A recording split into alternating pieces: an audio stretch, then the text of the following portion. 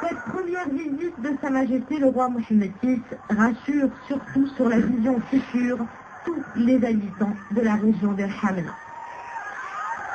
L'accueil réservé aux souverains est des plus chaleureux.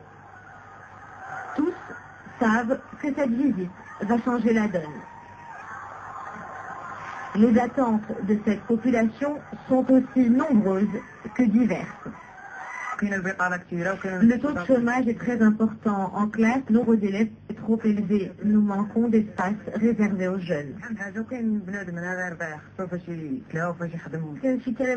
Il y a des enfants qui quittent l'école et optent pour la formation professionnelle. Ils vont jusqu'à Casablanca, mais ils n'arrivent pas à s'en sortir ni à aider leur famille.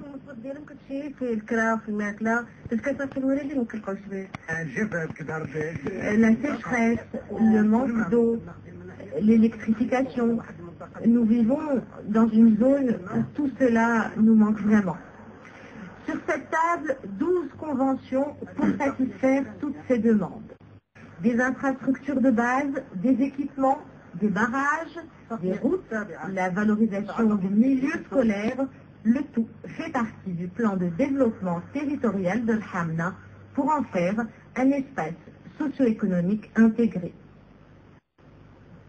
L'accord qu'on a signé aujourd'hui a pour objectif de mettre en place une offre de scolarisation d'un autre ordre, totalement différente de ce qu'on avait l'habitude de faire jusqu'à aujourd'hui, c'est-à-dire une école d'une taille suffisamment importante, à l'échelle d'une commune par exemple, pour pouvoir regrouper tous les enfants de la commune dans des conditions de scolarisation qui sont meilleures, dans la mesure où il y aura moins de niveaux par classe, où il y aura une possibilité de cantine scolaire sur place et surtout un nombre d'enseignants suffisant pour éviter tous les problèmes liés à la santé.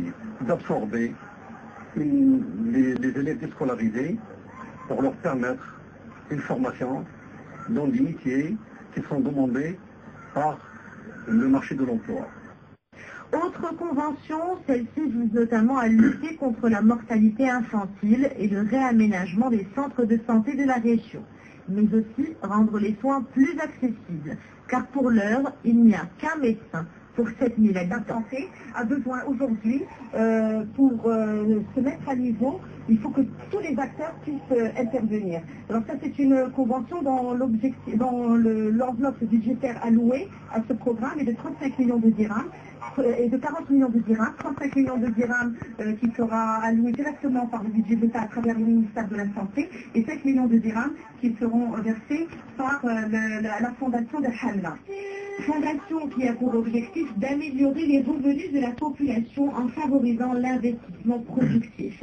Pour mieux présenter cette région, ses difficultés, mais aussi ses potentialités, son président, Fouad Ali Limma, a présenté un discours sous forme de programme. Notre projet vise à faire profiter la population des infrastructures de base telles que l'électrification, l'approvisionnement en eau potable ainsi que la mise à niveau urbaine de telles zones. Nous allons également faire profiter les jeunes d'espaces socio-éducatifs. L'élément humain reste la priorité de tout ce projet. Le programme entend aussi développer la zone sur le plan économique. Nous allons mettre en place un pôle qui prend en considération les potentialités de Hamna.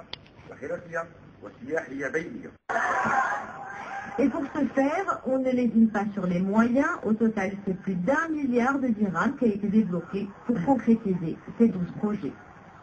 En plein cœur de Ben Grir se trouve Haïta Kaddoum, anciennement appelé Haïta.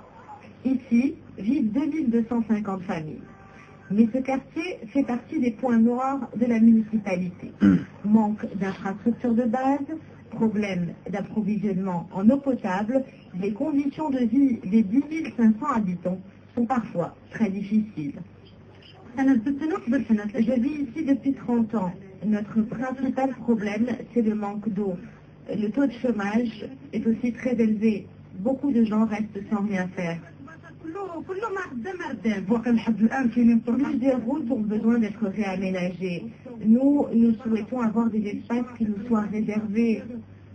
Ici, beaucoup de jeunes sont analphabètes. Pour répondre aux attentes de cette population, un programme a été lancé aujourd'hui par Sa Majesté le roi Mohammed VI. Il fait partie des 40 projets qui concernent la région de Khalat Salarna. 235 millions de dirhams ont été injectés pour changer la physionomie de cette zone.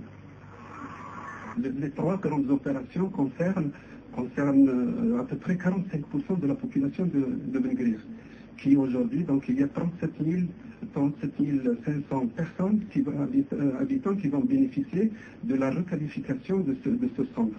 Alors cette requalification concerne deux grandes opérations. Une opération, c'est les infrastructures de base, et une deuxième opération, c'est les équipements d'ordre culturel et socio-économique.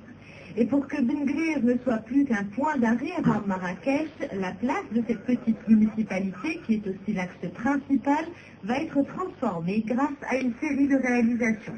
Espaces verts, dallage de trottoirs, voirie, le tout pour une enveloppe budgétaire de près de 6 millions de dirhams.